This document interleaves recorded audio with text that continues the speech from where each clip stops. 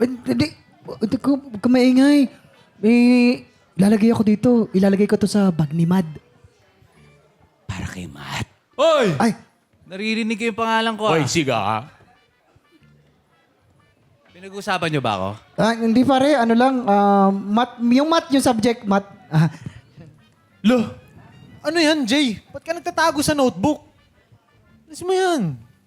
Hindi. Nagre-review kasi ako ng quiz. Kasi may quiz tayo mamaya eh. O, sakto. Kaya nagre-review ako. Kailangan ng reviewer. Meron nga ako. Patingin. Sige. Teka lang. Hindi, Peram. Teka lang. Peram nga eh. Ay, oy.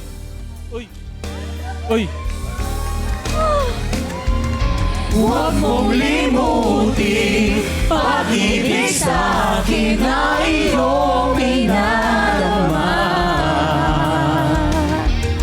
Titig ng puso, huwag mong itago sa isang kahapon. Sana'y magbalik ng pagbawi ang pagbubuhay. Teka nga, ano ba kasi to? Wait lang ha. Ano ba yan? Love letter?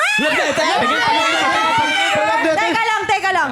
Dear Crush, para kang recess. Oh. Lagi kitang inaabangan.